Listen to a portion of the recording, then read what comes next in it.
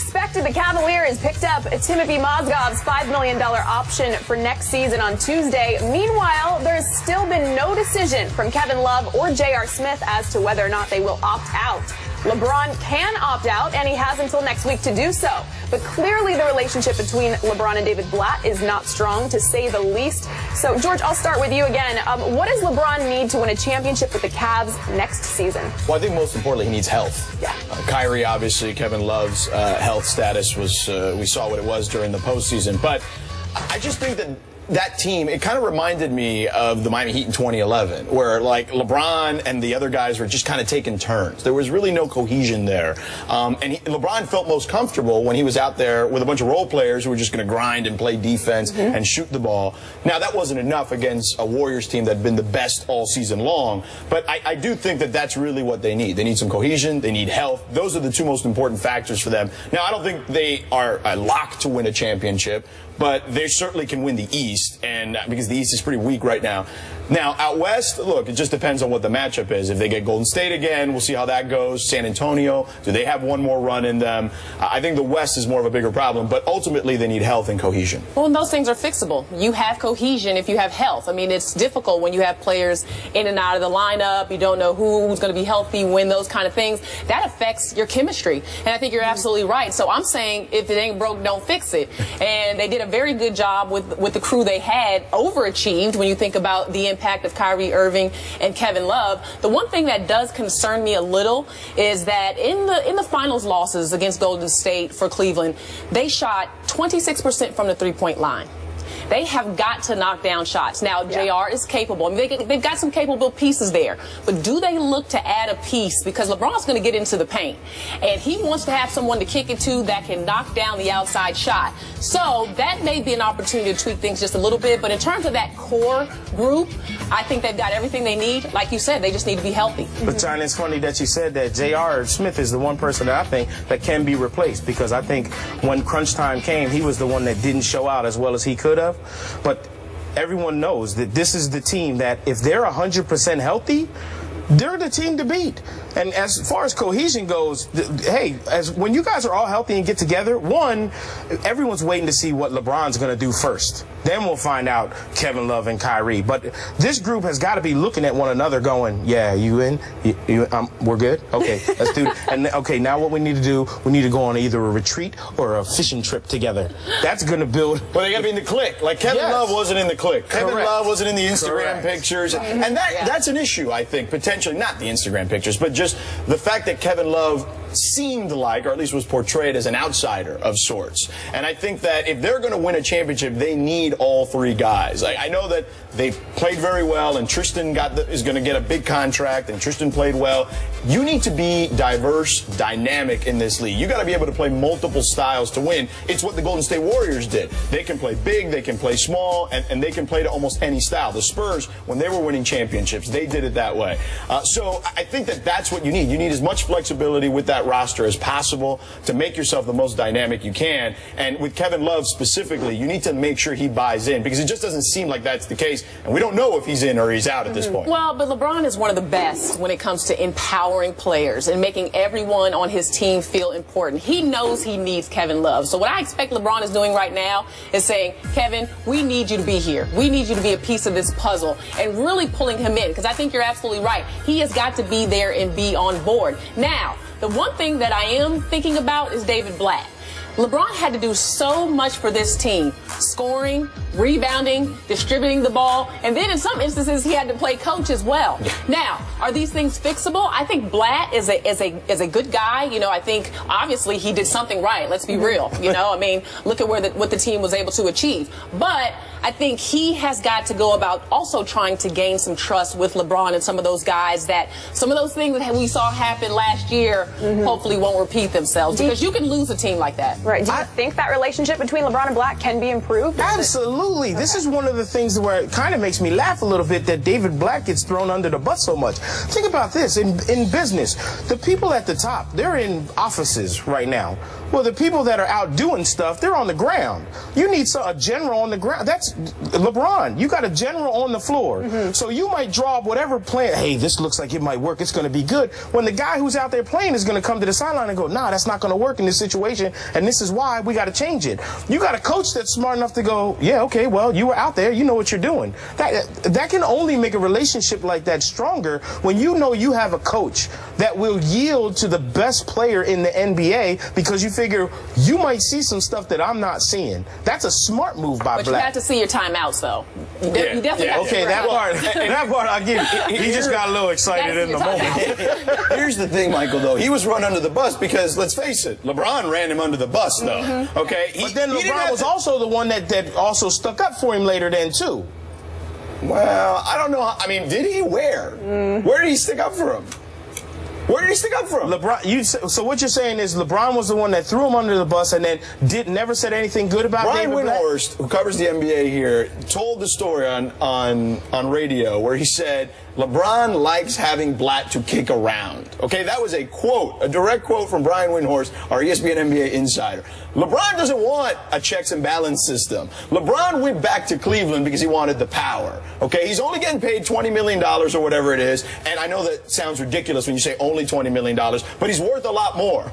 Okay, and you probably, if there were no cap, you'd probably pay him 50, to be quite honest with you, because it's not only what he does for that particular organization, whose valuation went from like 500 million to like almost $1 billion overnight when he came over. It's what he does for the rest of that city, how he empowers the rest of that city financially. There's a lot of things that come with having LeBron on your team. So you know what? If you can't pay him, you got to give it to him in power, and that's what he wants. He is the boss. It's not Dan Gilbert who's the boss. He's the boss. It's not David Griffin who's the GM. LeBron's the GM. It's not David Blatt who's the coach. It's LeBron. And honestly, I got no problem with it.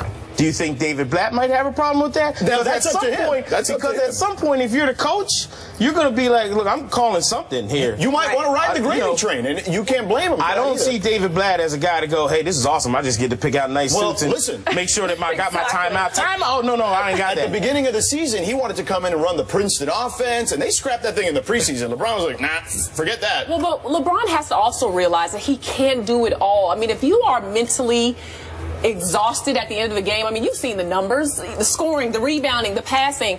You need to have someone that you at least know is not going to mess it up. You know what I mean? I mean, he can take care of, he can close the game, but in my opinion, he shouldn't have to coach during that stretch or in overtime in the finals. Like I'm not saying that David Blatt can't let him have his say. However, which is, you know, obviously what LeBron wants, but David Blatt's got to bring something to the table. And I'm not saying he does it, but he can't call that timeout.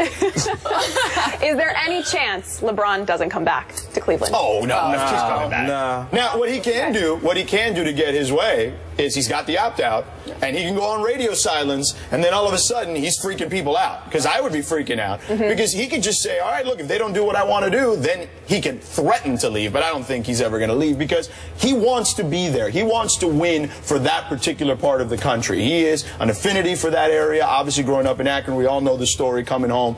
But I think that that is part of it. And I almost think that because the marketing has been part of it, I don't think he has any choice but to stay there. But he can at least threaten that when it comes to the Cavs. It's an empty threat. Where's he going? And it's an empty threat. Where are you going to go? No. That's not only if the power that he has. It's like easy you to said. leave. It's once you've left once, it's easy to leave again. But you're just I'm not saying he is. You're just starting to get the fans back in. You're just starting to get that love for Cleveland back. I don't think you want to threaten. You're building your brand. You don't think that you want to see them burning New Jersey again? You don't think the fans would blame Dan Gilbert and management over LeBron? Because I do. I think that fans would blame the organization and not LeBron. Nah, not when we have shows like this that are going to call him out. Nah. Yeah.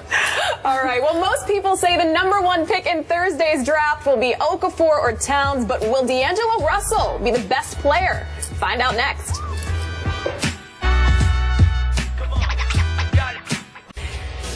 Well, two sources told Benjamin Albright of 94.1 FM in Denver that the Broncos tried to trade Peyton Manning to the Texans sometime before the Denver quarterback signed his restructured deal with the team on March 4th.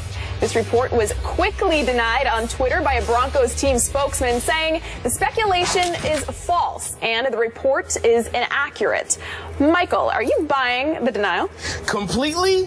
No, only because it's a little bit ironic that as soon as this call may or may not have been made, Peyton's deal was restructured and there was a no trade clause put into there. Now it's the Texans. They don't have a quarterback, so they're probably going to call anybody. Sure. You know, now the Broncos could have just not even taken a call, because if you think about it, the Texans are calling and, hey, Denver, we want to ask you a little bit about Peyton Manning, and we were wondering if you, hello? Did we lose the connection? They're not calling. So in that sense, Denver just probably didn't even think about the idea. No, absolutely not. But could it have happened and there's been some talks? I would say there's a little smoke there. Maybe not fire, but a little bit of smoke. Sure. I agree with Michael. I think that teams have discussions in general. Right, we're seeing it right now play out in the NBA with Dwayne Wade, right? He's been a guy who's been a star there forever, and there's been some stuff that's been leaked about contracts and him not being happy and them not being happy with where they want him to come in at. So this doesn't surprise me at all. Teams have these discussions, and there was a time when Gary Kubiak was named the coach that people were wondering, is Peyton going to be the right fit? He likes to run the naked boot a lot, and that means Peyton's going to have to get out of the pocket and run out of his comfort zone. So there were a lot of questions certainly about that. There were questions as to whether John Elway wanted to move on from Peyton Manning. So all that stuff, people forget that was just a few months ago. So of course I buy the story that they at least discussed it. And what are they going to do? Are they not going to deny it? They're supposed to deny it in that situation, because I'm guaranteeing that Peyton wasn't a part of that particular process. Yeah, I think you don't discuss Peyton Manning at all. That's my take on it. I believe the Denver Broncos. I mean, this is Peyton Manning. You off the top, you say, listen, we can't talk about him. I'll give you anything else you want, but not Peyton Manning. Why would they have that discussion? I don't understand. Denver is in a lose-lose situation there. Why would you give up Peyton Manning? Because you have to listen to everything that people are going to offer. But if you already Even know, when it comes to Peyton Manning, hey, what are you throwing on the table? Yeah, what does it hurt to listen? Hey, exactly. Just because I go to a steak restaurant doesn't mean I'm going to get steak. I might have chicken, but show me the prime. What does the prime rib look like? Right. Let me see what the ribeye is. Show me a little. Okay, I'm not going to do it, but thank you for showing me. Maybe you go surfing. Now the next time is, you know what, I'm going to have some chicken. Look at that ribeye. You know what? Yeah, I will take the ribeye. Why not? That's okay, and it's okay to do that. I think teams discuss that internally. I do think teams discuss all that stuff internally. And that's why they have to deny it, because Peyton wasn't involved. That's why they have to deny it. But you would never want that to get back to Peyton Manning. That's my whole thing. Too late. And Houston has no reason to hide that. So now it gets back to your quarterback, and what does that do? So I don't even think you talk about it. You take him off the table right away, which I believe they did. I don't believe in it at all. And why now? Well, why Peyton understands that. Well, because look at his age. Look at his age, and look at his arm strength continues to deteriorate. He's up in age. He had the problems with the quad that affected his already arm strength that's not great at this stage of his career. So you look at a guy, you think, okay, is his body deteriorating? What can we get for him? I think those are internal discussions that any team would have with an aging superstar like him, even though he's still performing at a pretty high level. Well, and if I'm Peyton Manning and I don't hear anyone talking about anything after everything they said was wrong with me before, that makes me more nervous. Now, how come nobody talking about trading me? What's the deal? What's going on? Like, that means that something's going on behind my back. Sure. Well, to your point, George, he's 39 now. How much does Peyton really have left in the tank? Maybe another year or two. Yeah. I mean, that's what you're looking at. So if you're the Broncos, you're weighing it out, seeing, okay, what could we get for him? Is it worth it potentially to move him? What would the backlash be? All that stuff is factored in. Again, those are discussions that are had internally that usually don't include the player, especially in that sport. Football is the most cutthroat of all the sports. Yeah. Which is why he had the no trade clause put in when he After did his restructured deal. And I agree with you, another year or so, but God, it's hard for me to bet against Peyton Manning, because I hear you. Just when you think he's ran out of gas, he comes up with a punch. Yep, proves you wrong. It's hard for me. Well, meanwhile, Rob Gronkowski says he hasn't spent a cent of his contract with the Patriots. We'll talk Gronk as part of our NFL Quick Takes when we come back. Yeah.